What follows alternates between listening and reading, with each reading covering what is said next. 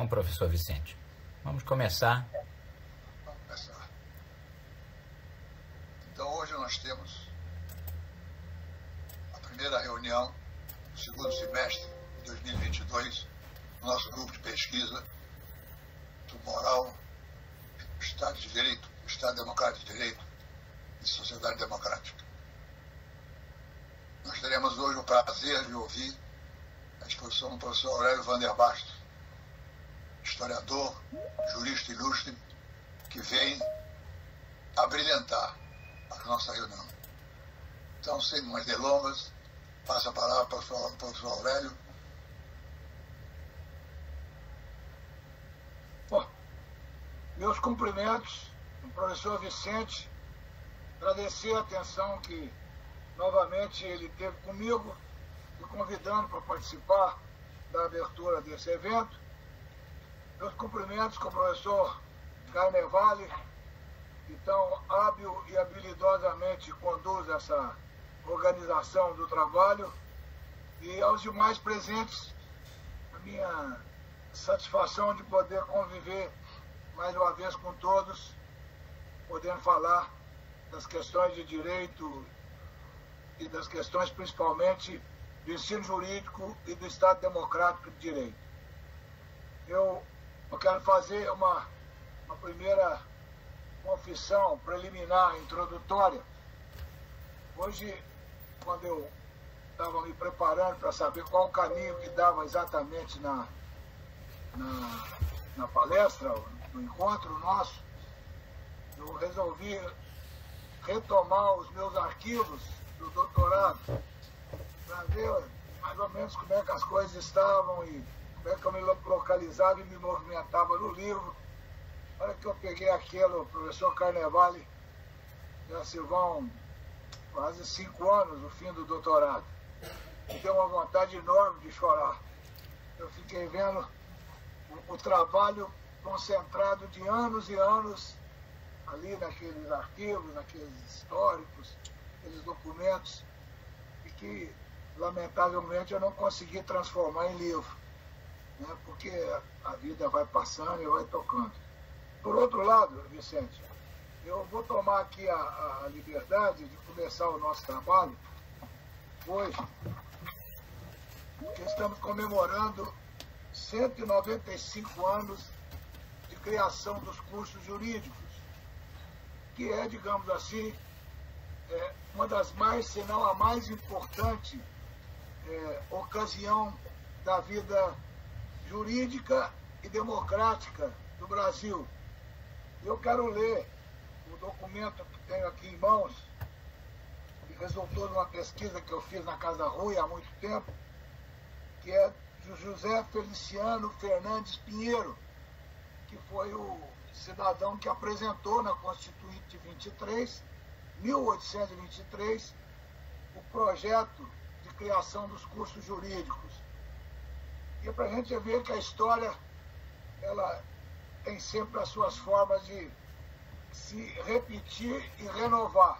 E ele diz o seguinte: uma posição escolhida da grande família brasileira, a mocidade, a quem um nobre estímulo levou à Universidade de Coimbra, que ali debaixo dos mais duros tratamentos de opressão, não se decidindo, apesar de tudo, a interromper os estudos e abandonar a carreira, já incertos de como será a semelhante conduta avaliada por seus pais, já desanimados por não haver ainda no Brasil institutos onde prossigam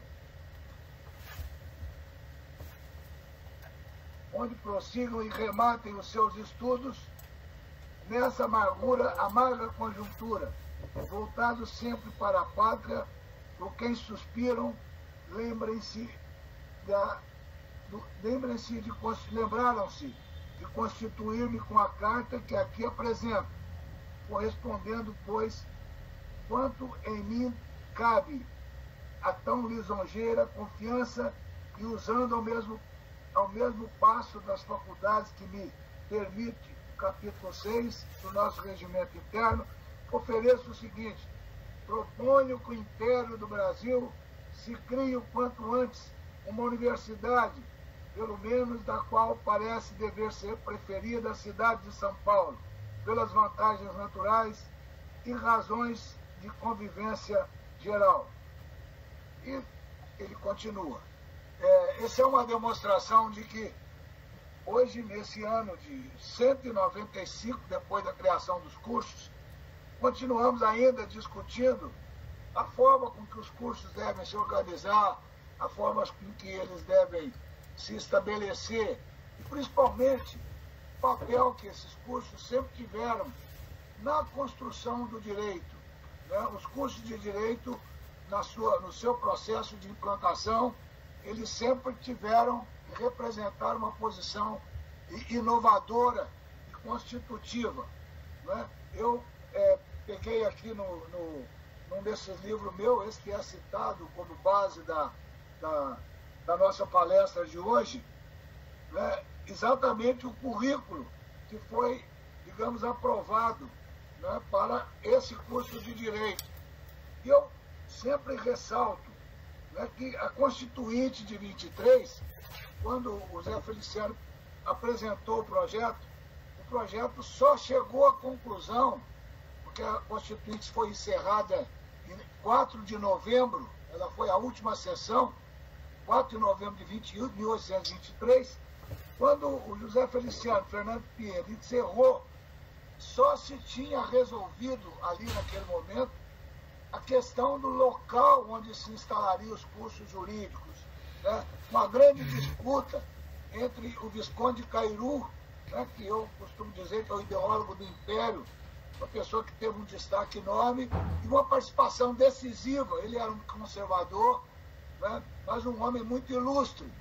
Né? Eu me lembro que eu, enquanto fazia esse livro sobre o ensino jurídico, e eu vendo a competência e a capacidade do Visconde de Cairu, eu resolvi mandar datilografar naquela época os pronunciamentos do Visconde de Cairu. Né? Então, coletei todos os pronunciamentos do Visconde de Cairu com a expectativa que um dia eu poderia divulgá-los.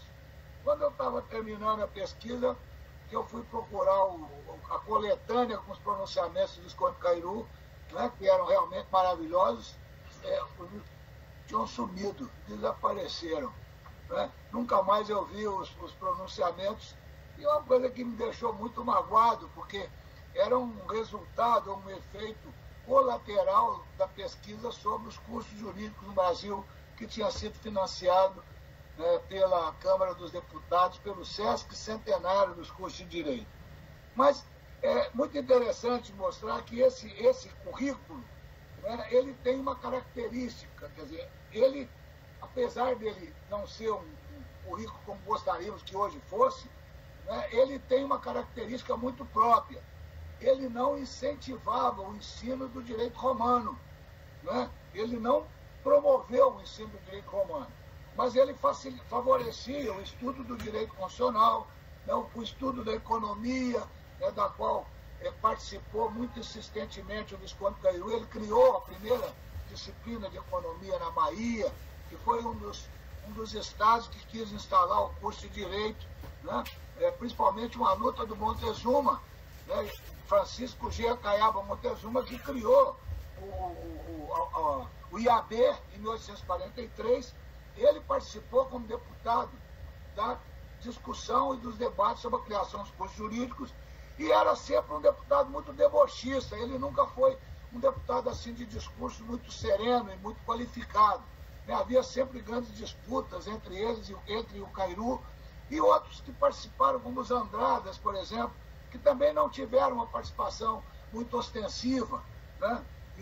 E outros tantos deputados importantes que tiveram naquela ocasião interferência na criação dos cursos. Mas o currículo originário, o currículo de 27, ele não tinha direito romano, mas ele incentivava o estudo da Constituição Política do Império do Brasil, né, que, digamos, foge já um pouco da nossa preocupação preliminar, que é a construção do Estado de Direito. Essa Constituição Política do Império do Brasil foi uma Constituição outorgada pelo Imperador, né, e a partir do pacto do Imperador com a Igreja, né, rompendo com aqueles que o apoiaram no processo de independência, principalmente os irmãos Andrada.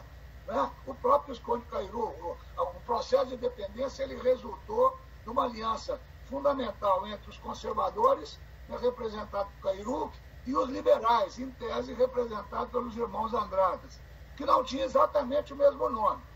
Zé Bonifácio de Andrade e Silva, o outro era Ribeiro e Silva, o outro Lopes e Silva, mas eram três irmãos que tiveram uma participação muito grande e tiveram uma grande participação na criação dos cursos de direito como representantes, chamamos assim, de uma ala liberal, enquanto o pensamento conservador ficava ali por responsabilidade do Cairu, que era realmente uma pessoa muito expressiva e muito competente. Mas o currículo teve essa natureza.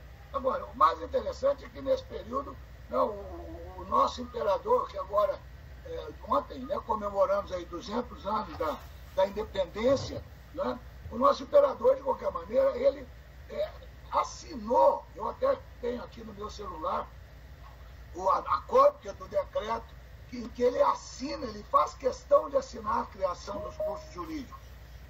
Mas ele assinou o curso, digamos, a estrutura de curso que, digamos, inclinava-se pelo estudo do direito constitucional da Constituição outorgada, porque não foi possível, por ato dele próprio, que criou a Constituinte, por ato dele mesmo, ele suspendeu, dissolveu a Constituinte, e por isso nós não tivemos uma Constituição, digamos, constituinte, originária de constituintes aprovada.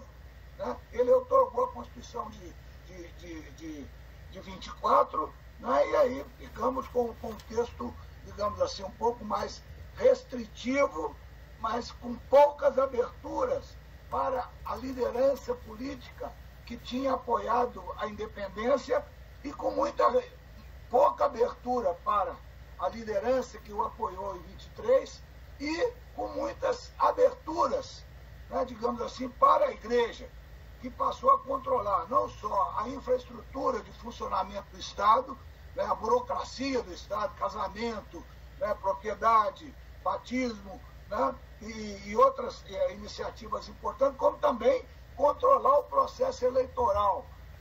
Todo o processo eleitoral durante o Império, que foi até a República, em 1889, todo o processo eleitoral era feito nas igrejas. E era um processo censitário. Nem todo mundo podia votar, só votava determinados escalões em função de determinado direito. Então, se nós formos ver esse tempo, digamos assim, com os olhos de hoje, nós vamos entender que tínhamos digamos assim, um funcionamento jurídico democraticamente restrito. Mas eu acho que, assim eu vejo, que eram os tempos. Nós estávamos inaugurando e criando um país, inaugurando e criando uma nação, e ela realmente não teve as tantas aberturas que se esperava. Dom Pedro, ao fechar a Constituinte, ele acabou, digamos assim, dando força aos grupos absolutistas, que estavam mais próximos do poder naquele momento, e à igreja. Ele, com isso, governou aí até 1831, mas não é muito longo o período de criação dos cursos jurídicos, em 27, até o momento em que ele vai para a Europa, em 1831, na expectativa de instaurar ou devolver o trono português para sua filha, Maria da Glória, que tinha perdido para o irmão dele, filho da Maria Carlota Joaquina com Dom João VI. Então ele tenta tirar o Dom Miguel do poder para colocar a filha. Teve sucesso, mas lamentavelmente ele veio a falecer no Porto. Agora, ele deixou o Brasil em abril de 31. Na hora que foi novembro de 31, nós tivemos uma nova formação, uma nova reestruturação dos cursos de Direito, e, de novo, os cursos de Direito, naquele momento, não abrem para a questão do ensino jurídico. Só que tinha um detalhe, esses cursos todos tinham um regulamento, no regulamento dispunham, aliás, na lei, na norma que criava o curso, tinha um regulamento, que tinha um item que dizia: esses cursos serão regulamentados por documento próprio. A primeira proposta originária é que se fosse o regulamento de Coimbra. Mas depois essa coisa ficou um pouco mais perdida e antecedentemente, né, a ida de Dom Pedro para a Europa, né, aprovou-se o Estatuto do Visconde da Cachoeira, que tinha uma estrutura bastante coimbrã, embora não fosse uma cópia de Coimbra. Ele tinha uma estrutura coimbrã, mas não era uma cópia do Estatuto de Coimbra. E ele, digamos, esse sim, fortalecia o ensino do direito romano já no primeiro ano. Esse estatuto ele foi sobreposto ou superposto aos currículos antigos, né, aos currículos originários, né, e permeou toda a história do ensino do direito. Né. Todas as reformas que vieram posteriormente foram permeadas por esse documento. Um outro aspecto que eu achei que valia a pena recordar ou lembrar dessa fase, né, da história brasileira, que eu chamei do período, digamos assim, em que havia uma certa ortodoxia na hermenêutica, no pensamento e na reflexão sobre o direito, né, é marcado pela grande adesão do Teixeira de Freitas, né, a grande vontade do Teixeira de Freitas de fazer um Código Civil. Né? E ele acabou fazendo um esboço de Código Civil depois de fazer uma consolidação de todas as leis brasileiras, né, que advieram quase todas ainda do tempo da colônia, muitas outras do tempo do reinado, outras ainda do tempo do reino português. Né? Então era realmente uma barafunda a estrutura legislativa brasileira, né? E o Teixeira de Freitas tentou articular aquilo, arrumar aquilo, dando, eu não diria um caráter mais democrático à estrutura do Estado, mas dando um caráter mais jurídico, principalmente na área do direito civil, do que ele não conseguiu. Né? Ele não teve, ele não teve o suporte necessário para poder aprovar o Código de Direito Civil. Né? E ele, agora, interessantemente, a história do Teixeira de Freitas é muito interessante, é muito conveniente de se reconhecer e de se identificar, porque ele, nesse período, ele segue um pouco a orientação do Corpus Juris Civilis, né, que, digamos assim, foi organizado e montado na virada dos anos 450, em Constantinopla. Né, ele já não chama, ele já é um código feito ao direito romano, mas é um código feito em Constantinopla, quando Roma já não tinha o poder que tivera. Né? Então, o Corpus Juris é um documento produzido em Constantinopla e que, na verdade, mais tarde se expandiu por toda a Europa. Né? E ele tinha quatro capítulos, 4 partes, né? Que, digamos, eu vou concentrar na parte mais importante, que é onde estava a consolidação de leis, que era conhecida como digesto. Né? Então, o Teixeira de Freitas trabalhou o Código Civil brasileiro a partir do famoso digesto.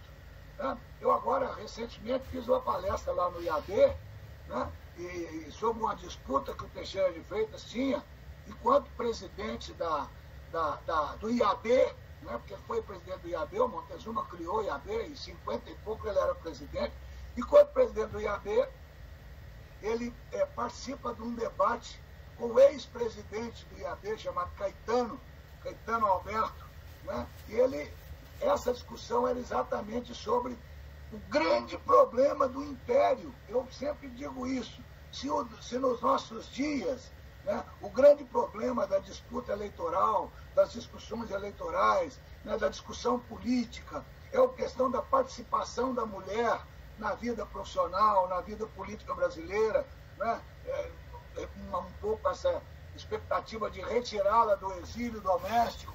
Né? Esse período no Império, o grande problema era o problema da escrava, da mulher escrava. Né? E principalmente, para onde ia o filho da mulher escrava? Ele nascia para ser escravo ou ele não poderia ser escravo?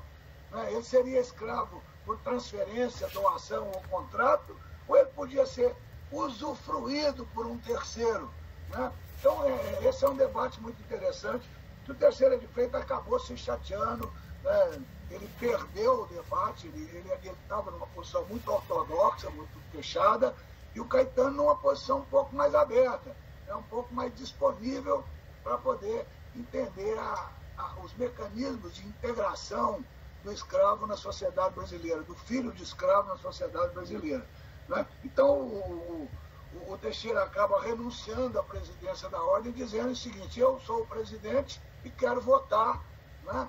Então eu vou renunciar. E votou, né? Votou e deixou a presidência do Instituto, exatamente por causa desse grande problema que era a discussão dos tribunais, não da mulher escrava no tribunal, mas dos advogados, dos grandes proprietários de escravos, sobre o destino dos filhos da escrava, né? Esse era um grande problema que permeou o Império por muito tempo, né? E, é claro, essa coisa influiu no Teixeira de Freitas e criou uma certa adesão dele, né, a um momento subsequente da renovação do pensamento, digamos assim, do pensamento do Corpus Juris Civilis, né, quando se desenvolveu na Alemanha com Savigny, né, com Savigny, aquela famosa escola histórica.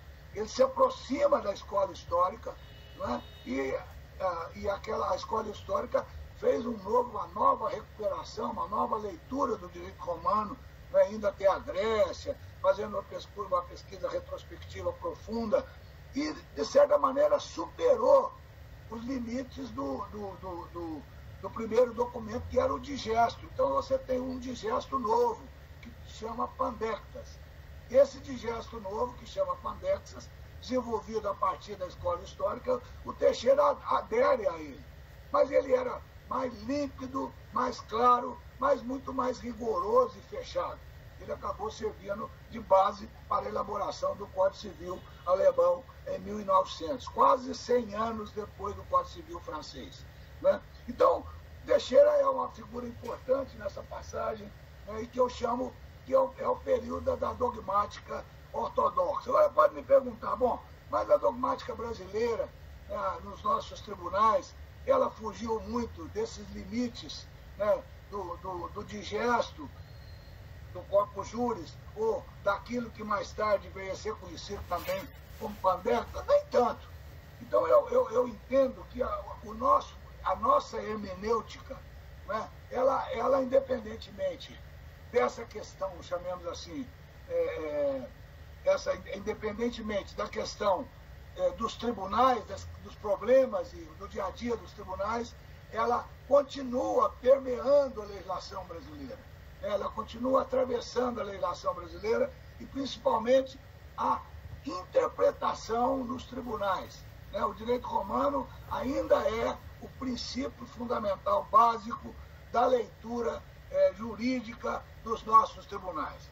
Podem me perguntar, bom, mas isso mudou muito, né? O novo Código Civil é uma verdadeira revolução em relação ao Código do Bevilacqua, de 17, o Código de 2002. O Código de Processos de 2015 é uma verdadeira revolução com relação ao Código de 73, que era o Código do Buzaide, né? Feito pelo Alfredo Buzaide, que foi o ministro do governo militar, e que já era um código, digamos, que procurava aperfeiçoar o Código de 39. Então, na verdade,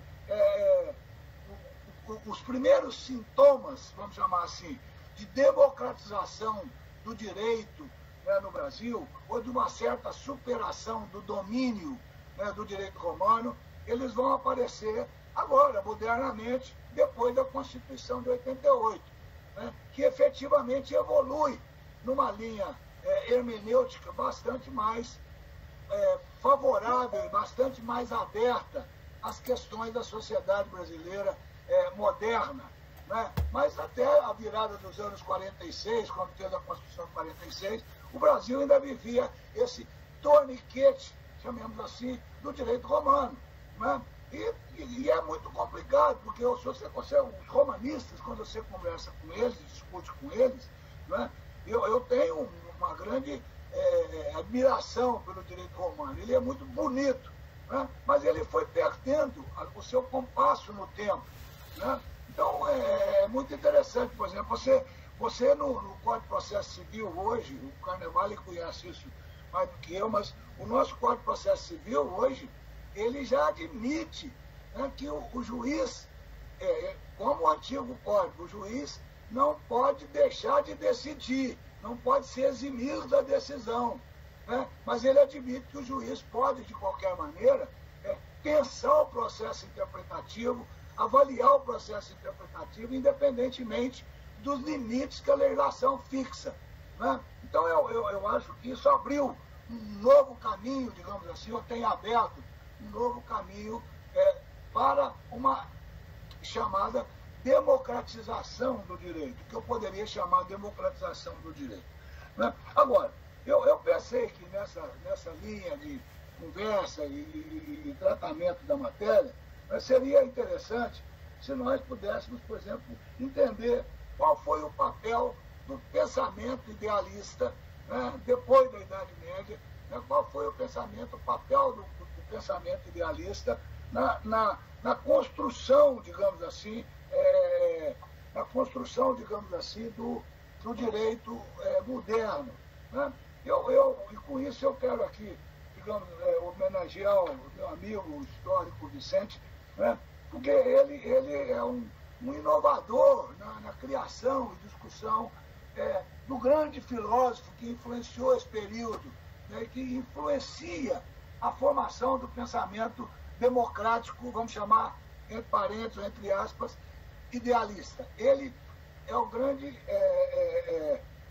a grande influência do idealismo democrático, né, que nós vamos notar na evolução dos tempos modernos. E eu acho que o Vicente deu uma grande contribuição nisso, nos seus seminários, nas suas palestras, né, nas suas aulas, né, que é o estudo que ele faz com grande clarividência sobre o papel do Immanuel Kant como pensador, né? Kant tem um papel importante, né,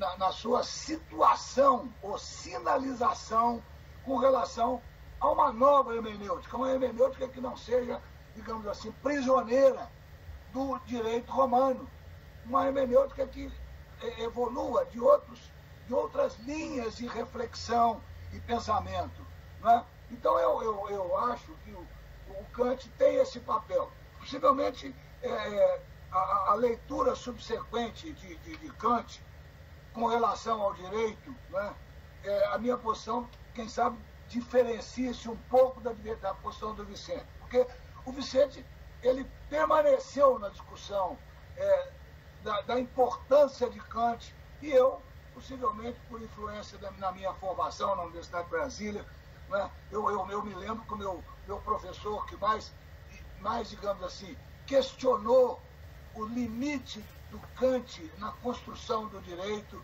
né, foi o Zé Paulo Sepúlveda Pertence, que foi depois ministro do Supremo Tribunal e foi também presidente do Supremo Tribunal, né? Eu me lembro que o Zé Paulo, ele exatamente colocava, né, o papel de Hans Kelsen na execução do pensamento kantiano, do idealismo kantiano. Então ele vai entender que aquilo que Kant entendia como imperativo categórico, como referencial moral ou ético, era também o pressuposto da ordem jurídica. O imperativo categórico, ele era o pressuposto da norma fundamental, né? A norma fundamental é uma norma fundamental que influi da construção da Constituição, mas, um detalhe importante, né, ela permeia a Constituição. O ideário da norma fundamental permeia a Constituição. O ideário, digamos assim, do imperativo categórico permeia a norma fundamental e ela permeia a Constituição. Mas a Constituição, na leitura kelseniana, é o pressuposto da ordem jurídica, né? Eu sei que muitos estudiosos, né, entendem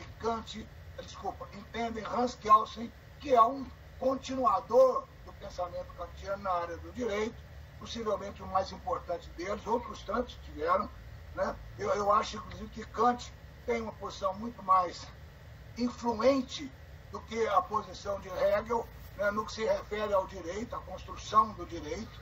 Né? Mas o que eu quero observar é no sentido de que Kelsen não exatamente é um positivista. Né? Kelsen entende que o direito é a norma, mas não é a norma no sentido da ortodoxia do corpus juris, do direito, o positivismo do corpus juris. Então, como é que você trata do positivismo do corpus juris? Você entende a norma aplicada a um determinado caso da perspectiva do corpus juris civilis, da perspectiva do pandectas ou da perspectiva do digesto. Né? Então, a leitura ortodoxa e dogmática, ela é dependente, né? Dependente, digamos assim, do instrumental latino. Né? O corpus juris é escrito em latim.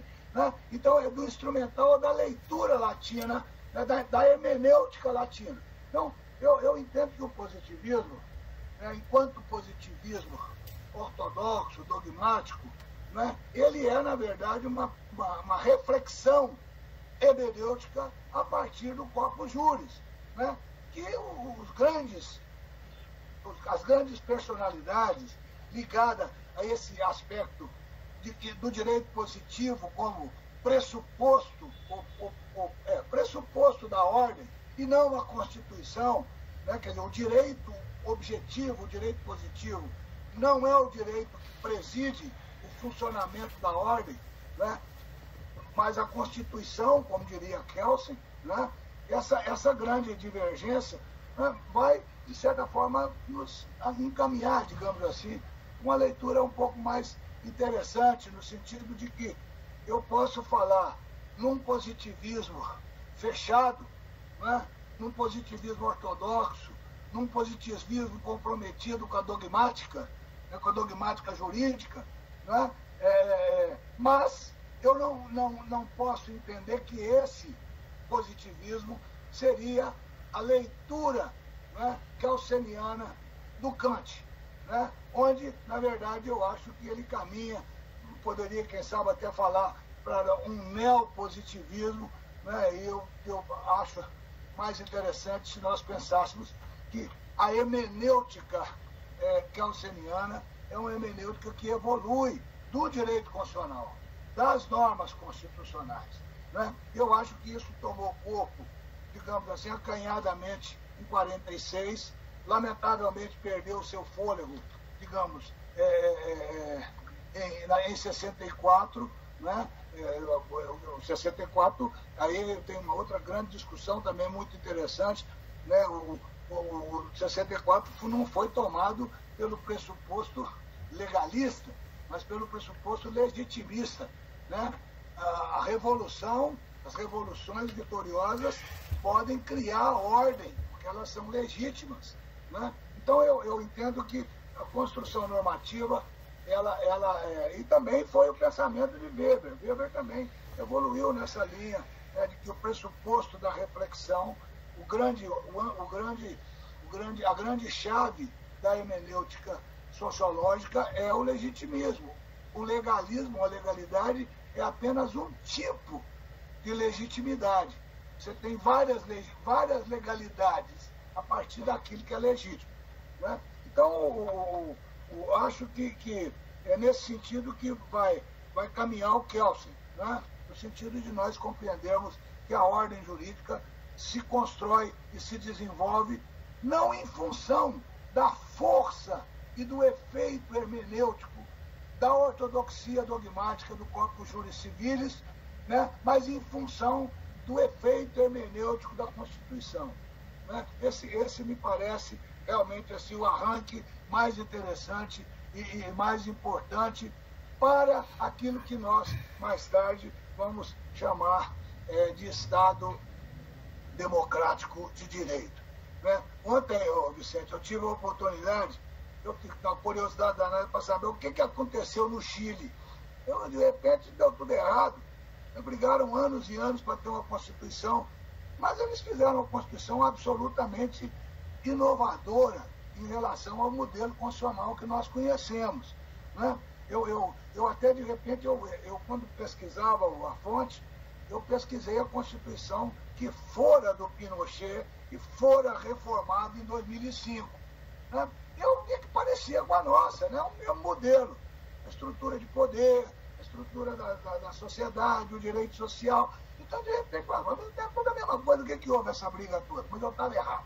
Eu estava vendo a reforma da Constituição do Pinochet em 2005, até que, enfim, eu alcancei lá o texto da Constituição chilena e vi que realmente ela é uma revolução em relação não só ao seu conteúdo, né, mas com relação à sua forma de escrever, né, à sua forma de estruturar o texto constitucional.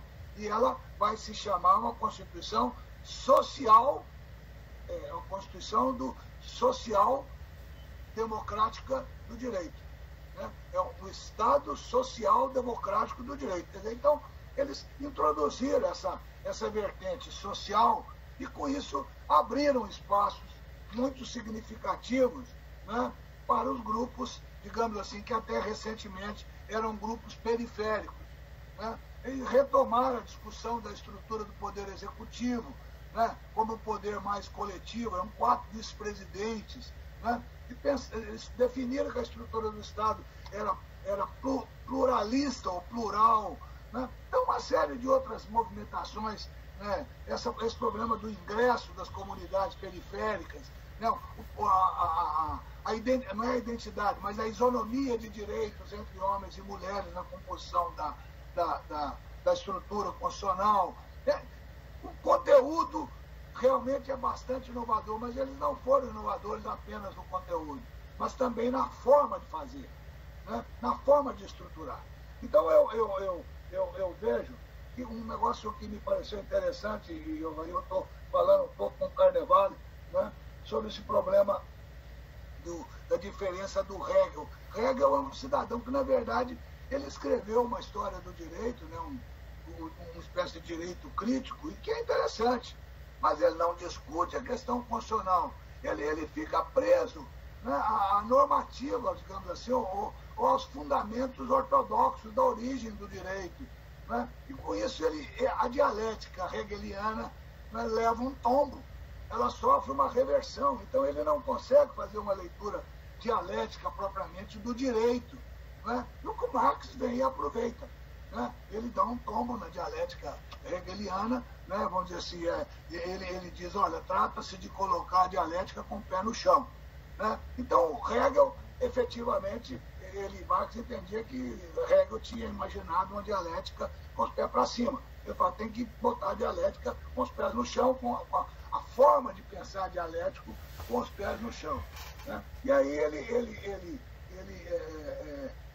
digamos assim, cria o espaço para a discussão do direito, né? do direito ou do marxismo enquanto instrumento de reflexão sobre o direito. Né? Então, quer dizer, na verdade, a primeira grande teoria crítica do direito é feita por Marx. E ela evolui no sentido de que a negativa da tese, ou seja, a antítese, é sempre necessariamente uma negação da classe social dominante que elabora as normas e o direito. Né? Então, o que é o direito para a dialética marxista? Né? É uma crítica efetiva à construção, né, ao modelo de construção do direito nas sociedades já modernas, mas no sentido de sociedades já modernas, mas quando ou enquanto o direito era construído pelas classes sociais dominantes, né? Aquilo que ele vai chamar de burguesia, né? Ela faz o direito, constrói o direito, né? E toda a estrutura jurídica vai se fundamentar no direito de propriedade. Né? No direito de propriedade, né? E a inviolabilidade do direito de propriedade.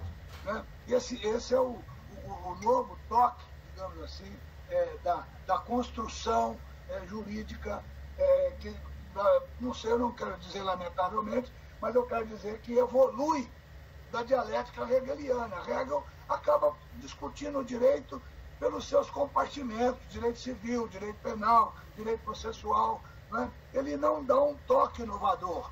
E como ele não dá um toque inovador, quem acaba dando o toque inovador na utilização da dialética como instrumento de reflexão e pensamento é Marx.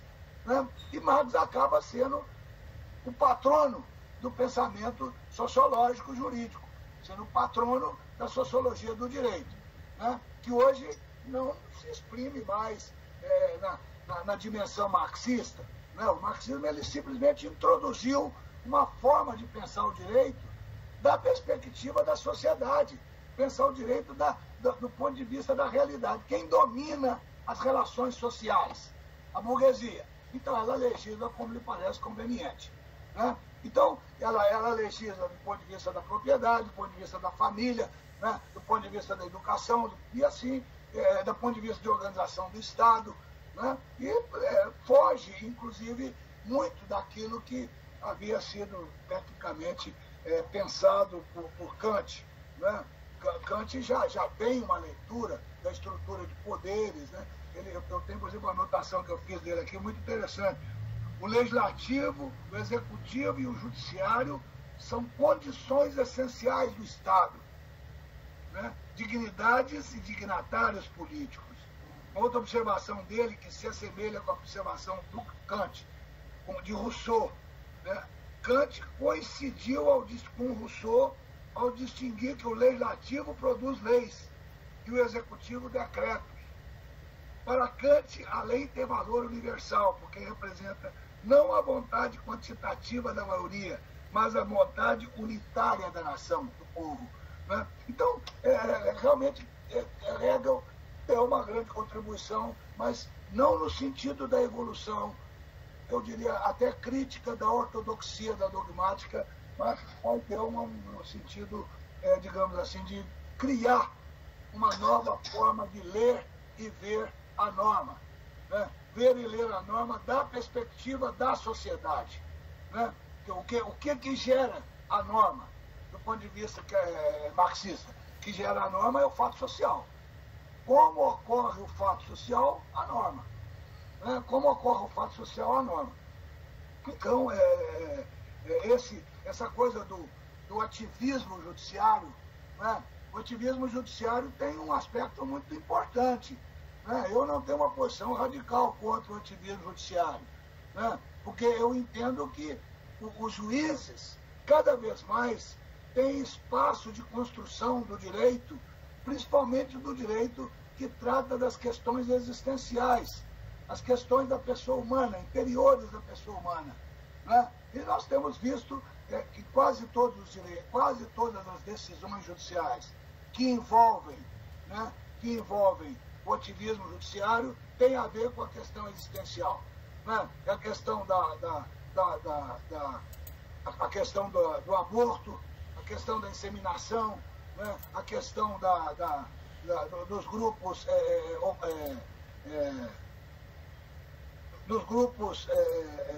LGBT.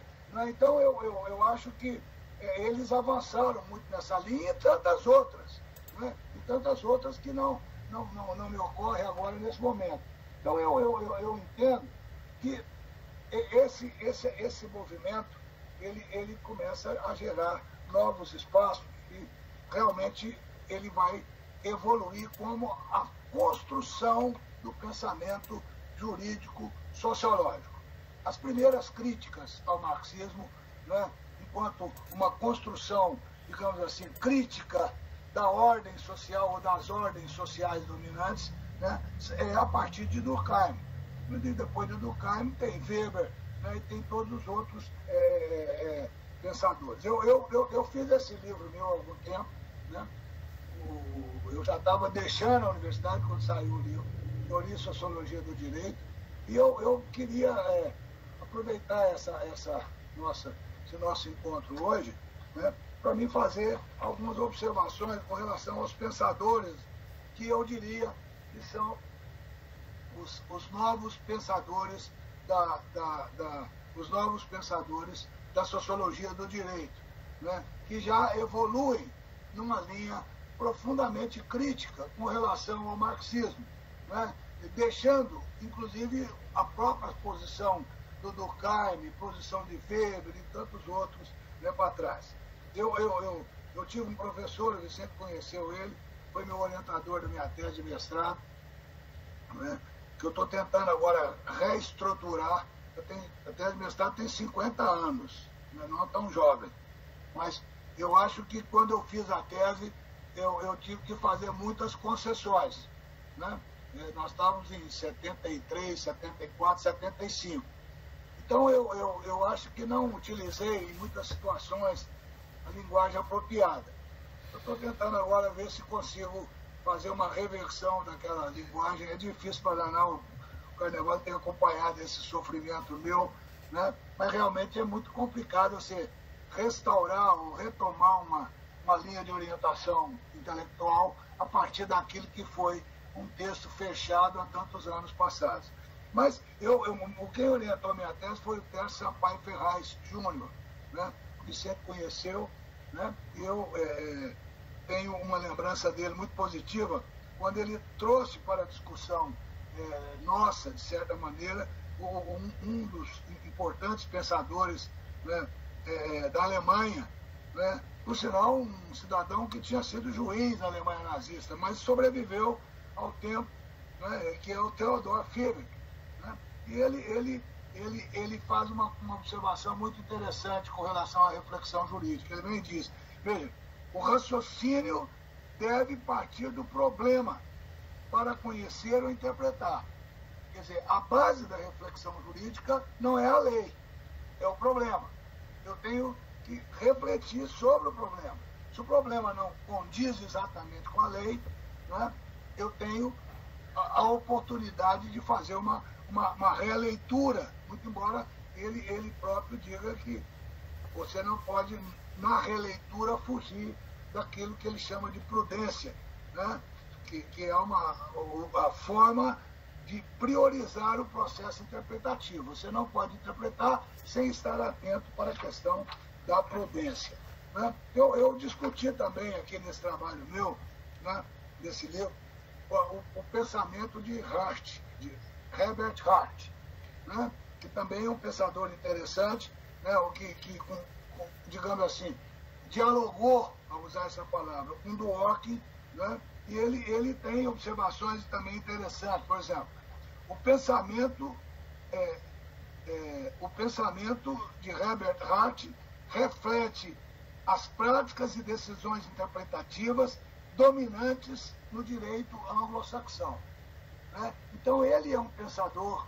Aliás, eu vou até aproveitar que falamos em anglo-saxão e fazer aqui a minha manifestação de expectativas com relação ao novo reinado da Inglaterra, né? O rei já assume agora o poder com 73 anos, o novo rei, com falecimento agora, algumas horas atrás, da rainha da Inglaterra, né, Elizabeth II, e assume o poder o rei. Veja você, ele já tem a coroa. Por quê? Porque o direito ali, como dizia o Hart, é um direito que evolui do costume, das práticas. É um direito consuetudinário. Ele não precisou de ir lá no parlamento tomar posse nem ser eleito, né, porque aquilo vem de uma tradição, né? Então é exatamente isso. As decisões interpretativas dominantes baseadas na tradição anglo-saxônica, né? Eu acho que essa é muito interessante, essa leitura do Hart. É claro que eu não vou desenvolver, estou apenas fazendo um toque, porque ele se inclui entre os pensadores do mundo moderno, né? E ele tem do lado dele, o que evoluiu junto com ele também na Inglaterra, o Dworkin, né, que eu também estudei aqui com algum carinho, né? Eu estava num tempo que eu queria pensar ainda, estava dando conta de pensar. Então, esse livro foi muito custoso para mim, mas ele tem uma observação do Dworkin que eu coloco aqui, ó. Veja a colocação do Hart.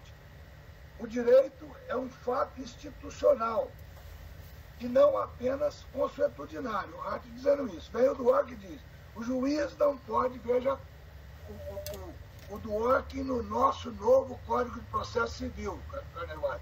Veja aí, o juiz não pode discricionariamente criar o direito. O que o nosso Código criou à medida que ele admitiu essa abertura né, na leitura em situações que fossem necessárias. O juiz não pode discricionariamente criar o direito, mas ele pode descobrir o direito oculto, o direito implícito. Né? Essa é uma observação do Dworkin, que é um desses pensadores que estão na mesma linha, da nova sociologia do direito, né? do direito com vinculações democráticas. Né? Observação ainda do Dworkin, né? Que é uma espécie de sucessor do Hart. O direito construído pela autoridade judiciária. Né? Ele faz o papel discricionário pode contribuir para a criação do direito. Né? Falando Luhmann, que é outra pessoa também interessante e importante no quadro do novo, da neomodernidade, né, jurídica. Né? Ele também traz algumas contribuições no sentido bastante inovador, né? Bastante inovador. Por exemplo, procura esvaziar a dogmática, o Luhmann. Procura tirar dela o latinorum, vamos dizer assim. Procura esvaziar a dogmática e sua especificidade no tempo. Né? É uma outra leitura, entre eles, Robert Alexis, né? Um outro pensador, também eu procurei estudar com um pouco mais de tranquilidade, mas é sempre muito difícil. O seu pensamento está marcado pela teoria dos princípios. Né? Quer dizer, ele faz uma crítica seríssima à lei, né? Aos costumes, à tradição, e prioriza os princípios. Né? Esse é um outro lado muito importante, que também veio, né? Sofreu grande influência de Dworkin, né? O Alexis. Então, e por fim, eu trouxe um outro pensador aqui, que é o Habermas. Né? Aí o Habermas faz aqui o que vai, de certa maneira, me permitir terminar a minha palestra, né? E quando ele diz: a democracia deliberativa é uma proposta alternativa ao justnaturalismo e ao positivismo tradicional e ao normativismo kelseniano, na opinião do professor gaúcho Leonel Rocha. Jorge Habermas é um expoente da segunda geração da escola de Frankfurt e vislumbra a sociedade em duas facetas. Isso é muito interessante nele. O mundo da vida e o dos sistemas. O que é o mundo da vida? É o foco onde se desenvolve nossa prática comunicativa. É o mundo da vida. O que é o sistema? É os inputs, output, feedback. Essa tragédia que eu estou metido lá agora para terminar o livro.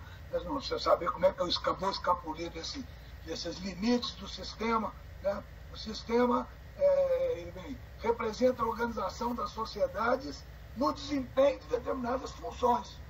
Quer dizer, o sistema é uma maneira de você enquadrar a sociedade. Ele cita, eu não citei aqui o mais terrível dos sistemas, que é o sistema judiciário, que esse é escrito carimbado. Né? Ele fala do sistema político, do sistema religioso. Né? Então, eu preparei aqui esse trabalho hoje para nós conversarmos um pouco. É sempre muito desgastante. A gente tem tantas ideias para falar e para conversar e sempre, com certeza, temos que ficar dentro dos nossos tempos. Né? Então, eu termino assim, acho que consegui fazer uma leitura, como o Vicente se me atribuiu, uma leitura de historiador do pensamento, né? E com isso eu termino e agradeço muito a oportunidade. Nós é que temos que lhe agradecer, Aurélio. Você fez uma exposição magnífica,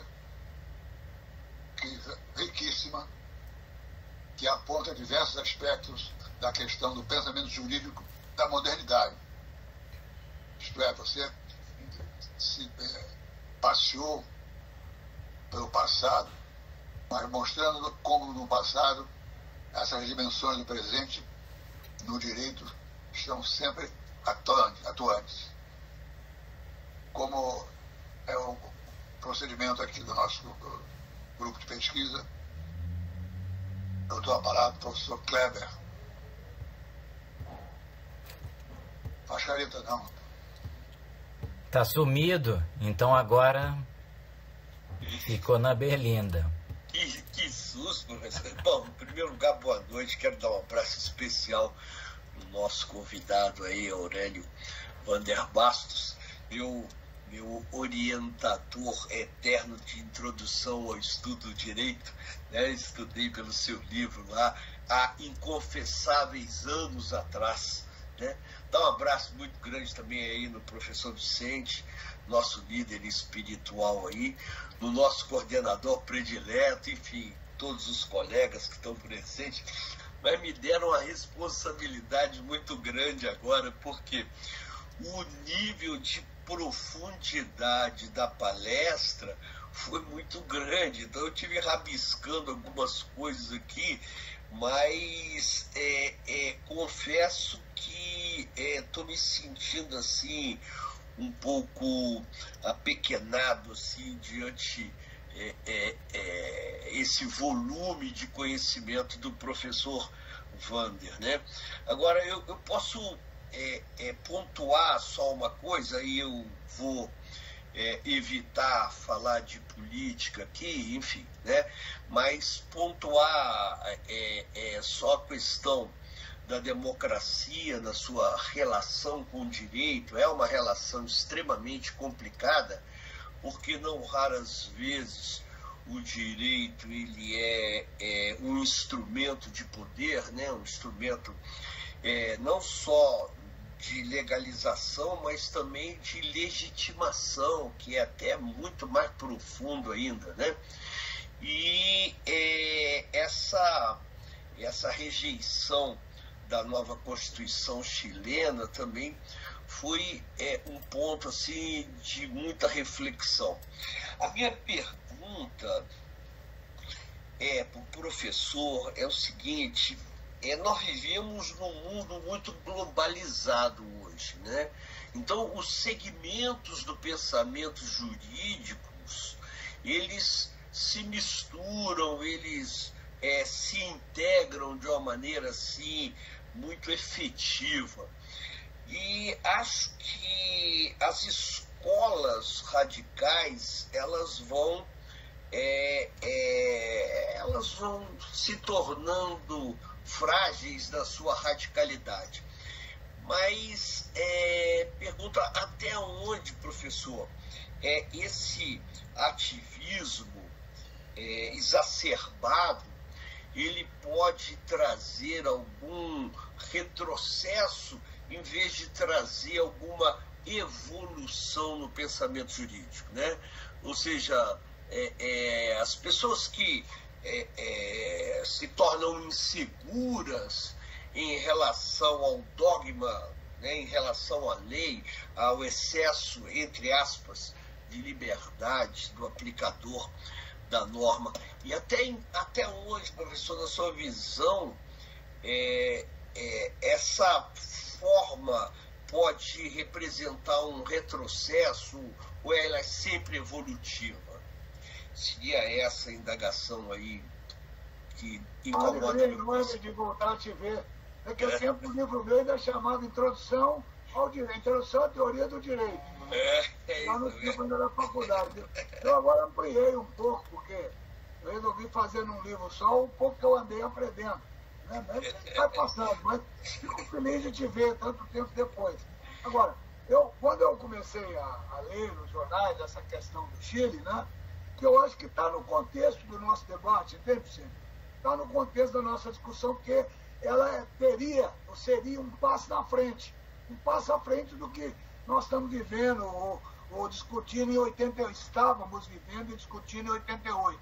Então, nós temos 100 emendas retroativas, restauradoras de 88 para cá. 100, tentando restaurar uma outra ordem. Né? Mas quando eu comecei a ler aquilo, porque eu vou fazer um artigo sobre isso. Foi aí que eu resolvi procurar a Constituição. E eu ao ver a rejeição da Constituição chilena, o meu raciocínio foi o seguinte: esse é o efeito Pinochet. Né? Quer dizer, por que o efeito Pinochet? O radicalismo do Pinochet, na sua linguagem, levou ao radicalismo, né, social, digamos assim, incontrolável. Né? Então, foi um radicalismo contra o outro. Né? Quer dizer, e as soluções intermediárias, né, no Chile foram soluções também muito frágeis. né, sem qualquer, como dizia o Duarte, sem qualquer dimensão de razoabilidade. Né? Ali, digamos, o radicalismo ele é a antítese da prudência e do razoável. Né? Então, o que aconteceu no Chile? Né? Julgaram uma Constituição profundamente inovadora, né? Quem sabe representativas dos sentimentos mais profundos da pessoa humana, né? Mas ainda impossíveis de serem vividos, né? Do ponto de vista político e social. Né? Como o sentimento pinochetista também foi um excesso com relação àquilo que a sociedade podia viver e compartilhar. Né? Eu tive um irmão que viveu no Chile durante 3 anos, era casado com uma chilena, né? Era filho do embaixador do Chile no Brasil, e o desespero dele para poder deixar o Chile naquele momento foi uma coisa horrorosa, e até hoje ele vive dos efeitos daquilo. Então, eu acho que o que nós tivemos aí, efetivamente, foi um efeito anti-Pinochet. Eles não aceitaram a reforma de 2005, não aceitaram aquela reforma da Bachelet, que é aquele grupo que chamava Consolação, não, como é que era? Era Condensação, não me lembro agora o nome, né? Composição, né? E aí realmente eles foram evoluindo nessas linhas mais modernas da discussão, né? Como o problema da população periférica, que são os indígenas, né? Eles chegam a citar no texto constitucional o nome das diferentes tribos. Né? São 9 tribos que adquirem os direitos políticos, não são civis, direito político na sua absoluta totalidade. Né? A questão das mulheres, né? Da mesma forma, ele cria uma situação de paridade que é vivida em alguns países do mundo. Né? Há pouco tempo eu fui me informado que no México, o Carnaval principalmente sabe isso melhor que eu, que no México a estrutura parlamentar já é uma estrutura paritária. Né? Não sei se o Chile, no momento em que ele ainda tem que conviver com a população indígena da maneira que vive, ele tenha condições de fazer uma evolução tão extensiva. Né? Então, eu acho que são tantas coisas que podem ser discutidas e nós ainda não tivemos a oportunidade de fazer um mergulho mais profundo, né, na estrutura chilena. Né? Eu tenho lido no sentido de que o presidente do Chile está procurando se encontrar com os grupos moderados, né? Que é a primeira vez na história dos povos que uma Constituição é rejeitada no plebiscito. Né? É rejeitada no plebiscito porque eles chamam pela população silenciosa, que é a população humilde, né? A população periférica. Né? Então, aí vem o problema da sua colocação. Né? O risco de você evoluir para um outro extremo. Eu acho que foi efetivamente o que aconteceu no Chile. Né? O extremo não é nem um extremo propositivo socialista, né? É um extremo de excessos socialistas e existenciais. Né? Que eu acho que realmente eles vão ter que corrigir, porque foram muito longe. Né? Foram muito longe. Tatiane.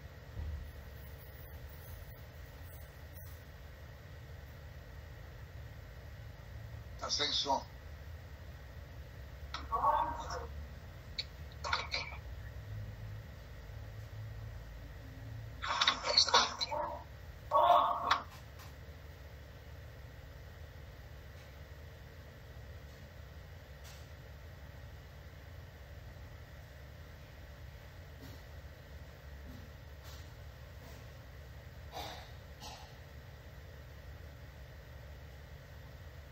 Está ouvindo, Tatiane?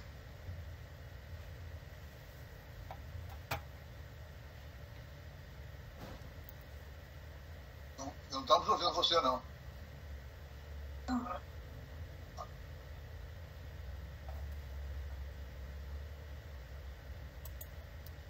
Algum problema no microfone dela?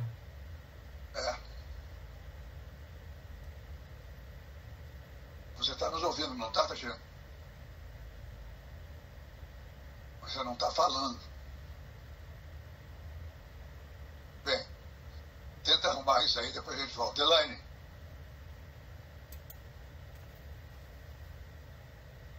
boa noite a todos. Boa noite, Kleber. Boa noite, professor Wander. Eu fico até... assim, não tem nem como fazer uma pergunta, né? Mas, enfim.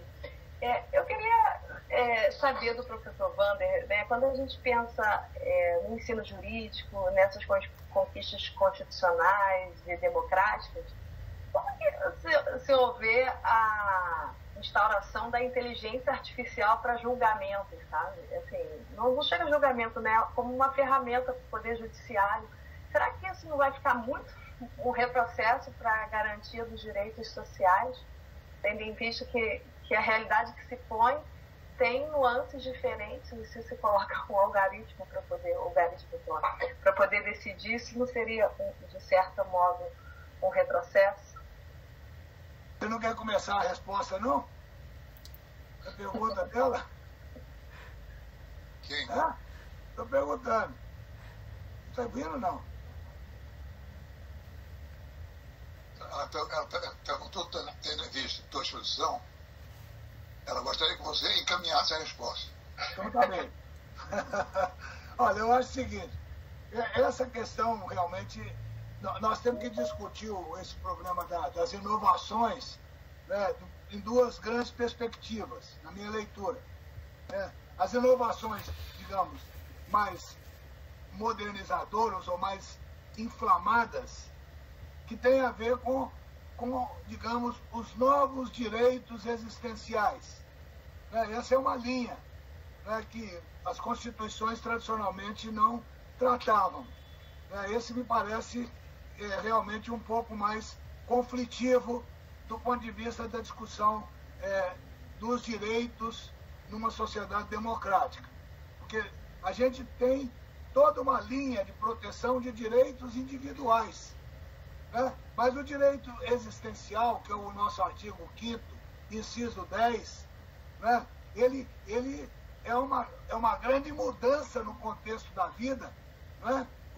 O artigo inciso 10 do artigo 5º, que ele fala no direito, ele se refere fundamentalmente à questão da privacidade, a questão da honra, a questão da moralidade, a questão da imagem, a questão da dignidade, o início da Constituição que fala do problema da dignidade.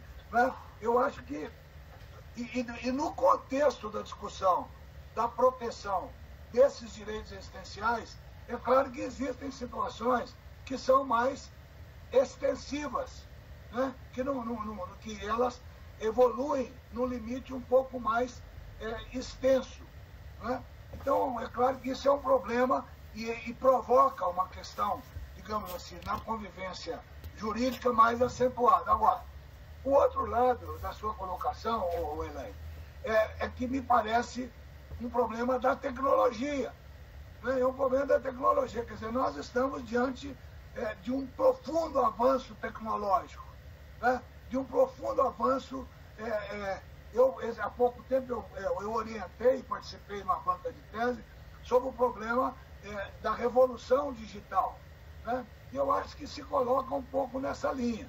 Eu acho que as grandes mudanças tecnológicas, dificilmente nós vamos fugir da sua aplicação ou implementação no funcionamento burocrático. Né? Eu pessoalmente, lamento muito isso, que eu vejo que não será um tempo meu, será um tempo seu, quem sabe. Né? Mas não será o meu tempo. Eu já tenho grandes dificuldades para acompanhar o cotidiano das nossas atividades digitais. Né? Você imagina eu acompanhar essas grandes evoluções dentro do Poder Judiciário. Né? Então, eu acho que esse é um problema que não será da minha geração, mas é difícil. Dificilmente nós vamos fugir disso. Agora, eu entendo, da mesma maneira que o celular, né, é hoje uma peça seletiva na comunicação, razoavelmente seletiva, esses instrumentos serão absolutamente seletivos. Né? Nós vamos evoluir uma sociedade construída e formatada com uma elite mínima, né? Uma elite de composição mínima, de entendimento e inteligência mínima. Né? Esses dias eu estava conversando com um amigo meu e falando, assim como os engenheiros começaram a trabalhar no mundo da medicina, né? Eu fiquei pensando, daqui a pouco nós vamos ter engenheiros, advogados, né? Vamos ter engevados, porque são eles que vão entender isso e vão ter condições de trabalhar com esse mundo que você desperta e provoca, né? Eu acho que esse tempo dos engevados não está longe, né? Nós, quem sabe, já estamos por vivê-lo. Ainda não nos tribunais, né? Ainda não nos tribunais, mas estamos perto dele, né? Essa é a minha leitura. Infelizmente, eu não tenho preparo nem o conhecimento, digamos, suficiente para ultrapassar essa barreira e dizer para você, não, isso vai sofrer uma interrupção. Eu acredito que não.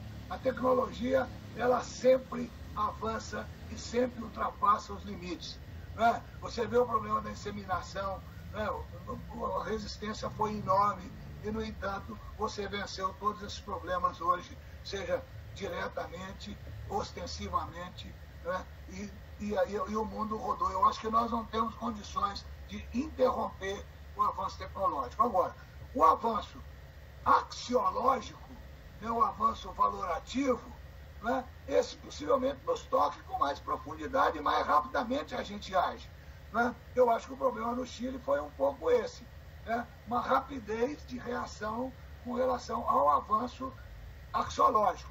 Porque se você ler o texto, eu pude fazer uma leitura muito folha por folha, se você for ler o texto, você não tem na estrutura constitucional chilena uma questão tecnológica, nem ao menos uma manifestação com relação ao problema das inovações digitais, né? Então, quer dizer, ela avançou em muitos aspectos, né, com relação aos direitos íntimos da pessoa, né, mas não avançou nisso que a tecnologia, de certa maneira, vem criando e provocando o desenvolvimento. Obrigado, Aurélio. Ive.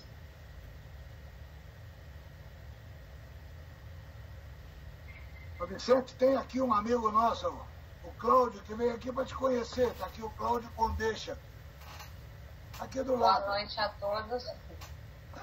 Olha, como disse os colegas aí, eu também fico até um pouco constrangida diante de tanta profundidade aí na palestra do professor Aurélio. Quero parabenizar pela pontualidade, pela tamanha profundidade, né? Eu sou uma mera mestranda, mas a minha indagação seria na linha da Elaine também, porque eu conversei até com o professor Vicente na primeira aula que nós tivemos. A minha tese, né, a minha dissertação seria nessa linha também do meio digital, crimes cibernéticos, né, essa evolução tecnológica. E a minha indagação seria essa, né? Qual seria o limite entre os direitos fundamentais e essa tecnologia toda que vem avançando, né? Que a gente vem tendo que lidar. E a questão da inseminação que o professor falou agora, isso muito me interessa também, a questão da inseminação artificial. Comentei também na primeira aula a questão da venda de sêmen. Então, isso tudo está relacionado a essa tecnologia, né, esses novos parâmetros aí que a gente está tendo que lidar. Mas o professor já falou a respeito um pouco, mas seria nessa linha também. Se haveria um limite para isso tudo que a gente está vivendo, né, qual seria a confrontação, né, com os direitos fundamentais. O Ive, é Ive, não é? Isso. Ive é Y. Ive Y. Veja, Ive, eu acho o seguinte, eu efetivamente não queria fazer uma palestra de maiores profundidades. O Vicente colocou muito bem na leitura que ele fez. Eu queria fazer um passeio sobre o problema da moderna formatação do direito, né? Então, por exemplo, eu reconheço que nos nossos cursos de direito, né, muito pouco, principalmente dos cursos tradicionais, né, eu vou falar sobre isso, nos nossos cursos tradicionais, esses autores a que eu me referi aqui, tipo Alexis, Dworkin, né, todos eles são muito pouco utilizados. Eu duvido que nos cursos de pós-graduação na área de direito, poucas instituições estão discutindo esses pensadores, né? Mas eu acho que eles é que estão criando a leitura, digamos assim, recente da estrutura democrática do Estado, né? Então, eu acho que eu vejo o seguinte: quando eu me formei em Brasília, na Universidade de Brasília. Quando eu entrei para a Universidade de Brasília, eu tinha sido um bom aluno de latim, né? Tinha sido um bom aluno. Estudei em colégio de padre, aquela coisa toda. Então, quando eu cheguei em Brasília, de repente, eu imaginava que eu ia estudar direito romano. A universidade não tinha. O curso de direito tinha como pressuposto não ensinar o direito romano. Eu falei, bom, então, tudo aquilo que eu aprendi já não teve no vestibular e com certeza eu não vou estudar aqui dentro mais. E foi verdade. Qual era o fundamento hermenêutico proposto pela Universidade de Brasília? E foi a grande experiência minha e do Vicente na criação da Faculdade de Direito de Ipanema. O Vicente lembra disso. Foi exatamente criar um ciclo básico, né, que permitisse você ultrapassar a barreira da dogmática romanista para fazer do direito uma leitura filosófica, sociológica, histórica, né, antropológica, política principalmente, né? Então, aquilo, eu entendo, do ponto de vista meu, do ponto de vista de Rio de Janeiro, para quem estudou numa universidade, que esse ano está completando 60 anos, e que tinha uma preocupação profundamente inovadora, foi realmente um grande choque.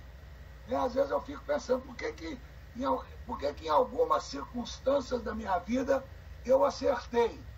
Porque eu tinha um projeto de estudo do direito que não era o projeto tradicional das faculdades do Rio, como não era um projeto tradicional das faculdades de São Paulo. Eu acho que o Rio de Janeiro, quem sabe pela sua temperatura e ambiente, mais rapidamente se adaptou, ou vem se adaptando ainda, né, a esse modelo. Mas se você for fazer o seu curso de Direito na Universidade de São Paulo, né, com certeza você vai ter que aprender muito latim, falar muito latim e entender muito do direito romano, que é um direito de 495 anos depois de Cristo, e que foi formatado 300 anos antes de Cristo, né? Então, é claro que se você for lá, o cara vai, não, aqui na Universidade de São Paulo, o direito romano é fundamental, né? Quando eu cheguei, a Universidade Federal do Rio, por exemplo, ela dava direito civil, aliás, não é a Faculdade do Rio, os currículos intermediários de direito civil eram direito civil à luz do direito romano, né? Depois a disciplina ficou mais independente, não era propriamente um direito romano, como fez o Cláudio Bevilacqua, né? Então eu acho que nós, no direito, vivemos uma tragédia. É uma grande tragédia, né? Que você, por exemplo, está discutindo estruturas tradicionais do direito e, ao mesmo tempo, tem que discutir a questão digital, né? Pouco tempo eu participei de uma banca de tese e era esse exatamente o drama. A professora estava querendo fazer uma tese de direito do consumidor e ela trabalhou à luz das negociações digitais. Fez a tese. Mas eu acho que esse é o grande drama que nós vamos viver, né? No direito, então, eu estou te dando um exemplo do que eu vivi na minha vida, né? A resistência que eu sempre encontrei na expectativa de fazer um currículo de direito que viabilizasse uma hermenêutica que não fosse a hermenêutica romana, né? Que fosse uma hermenêutica sociológica, que fosse uma hermenêutica política ou mais aberta. É claro que você pode me falar, bom, mas essa hermenêutica mais aberta ela é comprometedora, porque dependendo da interpretação que você faz, você muda o país, né? E é assim que o Dworkin fala, é assim que fala o Alexis, né? Então, e são autores que, lamentavelmente, não estão sendo estudados nos nossos cursos, como deveriam ter sido, né? Eu fico vendo que eu sempre fiz um grande esforço para poder trazer esses autores para o cotidiano das minhas aulas, mas já de muito tempo que eu não dou aula na graduação, né? Os cursos de graduação são muito frágeis do ponto de vista do pensamento jurídico, né? Então, você fica com barreiras muito elementares. Né? Então aí, é claro, a reflexão fica muito restritiva. Né? Então o meu problema, né, não exatamente como você coloca aí, ou como colocou deixa eu ver, Elaine, né? Eu não tenho resistências às questões do desenvolvimento tecnológico, né? Mas eu acho que a nossa formação ainda é uma formação muito precária. Né? Por isso é que eu fiz questão de levar o curso hoje, mostrando que eu ainda convivo, né, com corpus juris civilis na interpretação cotidiana do direito e, ao mesmo tempo, eu trabalho com a questão digital. Né? Então, quer dizer, é realmente um grande dilema para nós, advogados, que não é para o engenheiro, ou possivelmente nem seja para o cientista político, nem para o sociólogo, mas é para nós, advogados. Né? Então, nós temos um modelo de formação ainda muito resistente digamos assim, à modernização dos direitos da personalidade, isso que eu chamo de direitos existenciais, esses direitos interiores que o direito individual não protege. Né? Então, nós temos muita resistência a isso, mas também não temos abertura para a questão tecnológica na nossa formação. Né? Se você quiser desenvolver um bom trabalho no seu escritório, com certeza você não vai aprender os processos e os procedimentos de acompanhamento do tribunal dentro da faculdade. Né? Então, agora, possivelmente, depois da pandemia, isso complicou-se um pouco mais, né? Mas por força das circunstâncias. Né? Eu acho que nós temos uma formação ainda muito retrógrada, né? Desde a origem. Né? A nossa formação no ciclo, na graduação, é uma formação muito fraca, né? Uma formação muito fraca, mesmo nas escolas públicas, cada vez mais. Né? Nós temos hoje cerca de 1.200, 1.300 escolas de direito. Né? Nós temos 2,5 milhões de alunos que não passam no exame de ordem. Não passam. Né? Agora, você vai mais porque o exame de ordem pergunta questões da tecnologia, moderna tecnologia, dos modernos procedimentos judiciários, ou da questão digital, não. Pergunta as questões rotineiras do direito penal, né? E do direito civil, ou do direito trabalhista. Né? Então, eu acho que esse engajamento nosso, né, enquanto advogados, na sociedade moderna, é uma coisa muito complicada. Né? Muito complicado, muito difícil. Eu não sei exatamente como é que isso pode acontecer. Né? Eu acho que eu não vou viver esse drama, né? Mas penso que outros, né? Meu filho, quem sabe, outras pessoas mais jovens, vocês todos, vão viver esse problema. É um problema do enjevado.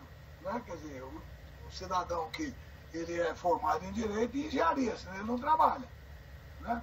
Então, e ao mesmo tempo, essa dificuldade que nós temos com relação à absorção dos direitos existenciais. Né? Eu estou te olhando, você está aqui com a mão no rosto. Eu posso chegar ali e falar para um Carnevale, para qualquer outra pessoa, aquela moça estava com a mão no rosto.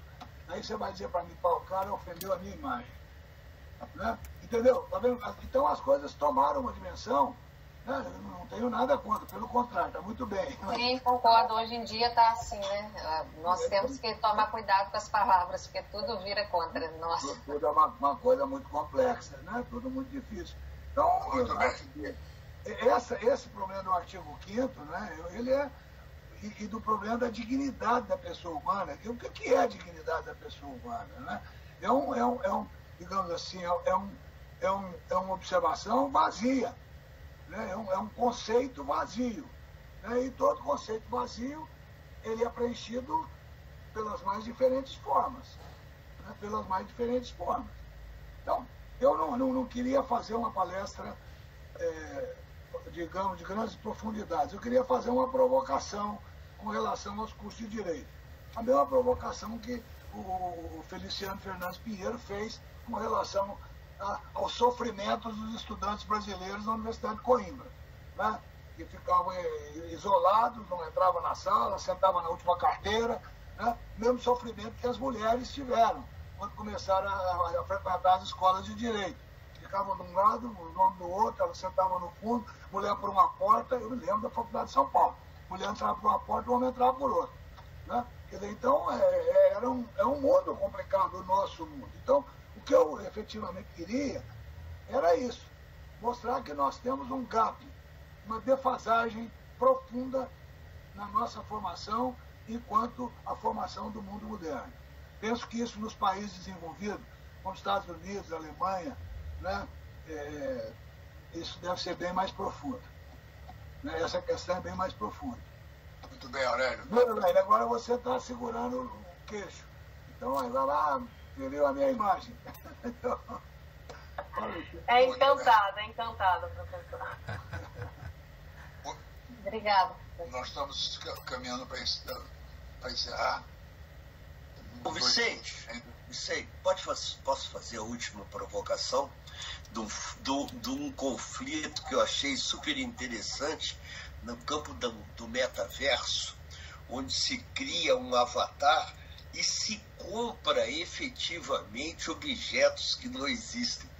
Então, um determinado cidadão americano criou um avatar e casou-se com um avatar feminino, criaram um patrimônio monstruoso de alguns milhões de dólares e ele vem a morrer.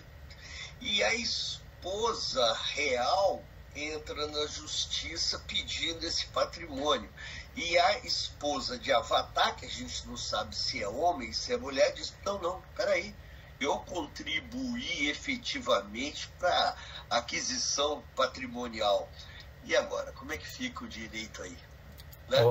Ô Kleber, eu vou te indicar um advogado para isso, tá? Bem, nós estamos encerrando. Foi um prazer termos aqui. O professor Carnevale vai avisar a nossa próxima reunião. E queria, antes de tudo, agradecer mais uma vez ao Aurélio a magnífica exposição que ele fez. Eu acho que nós temos uma abertura de semestre de ouro, que realmente foi muito boa. É uma pena que tenhamos um tempo tão curto e tenhamos que encerrar a nossa reunião. Então, uma boa noite para todos. Muito obrigado. Obrigado a todos. Esperamos ver vocês na próxima reunião. Até a próxima. Que dia vai ser? Hein, Carnevale? Já vou lhe dizer já.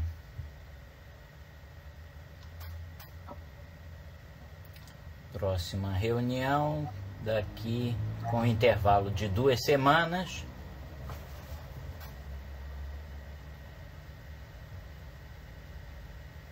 Dia 22 de setembro.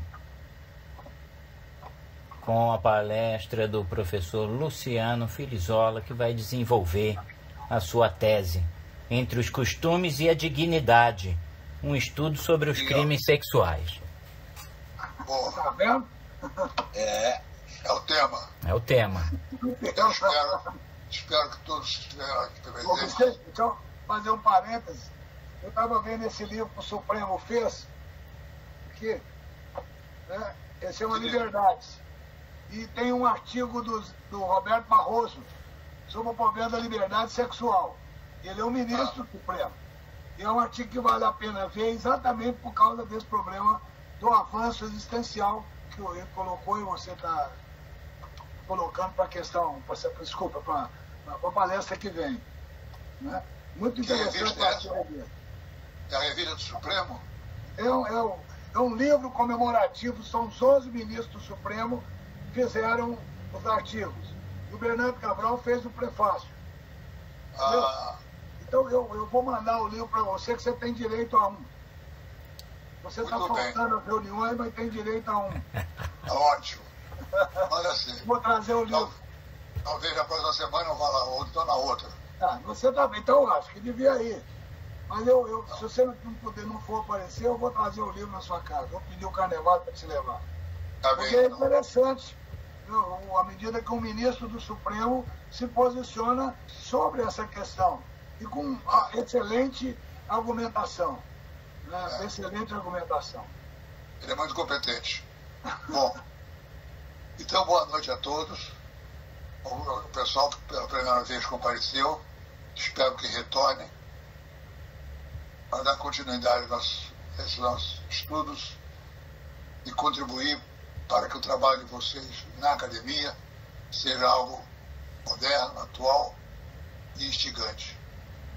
Então, boa noite, estamos fechando. Obrigado a todos. Até a próxima. A minha parente não falou.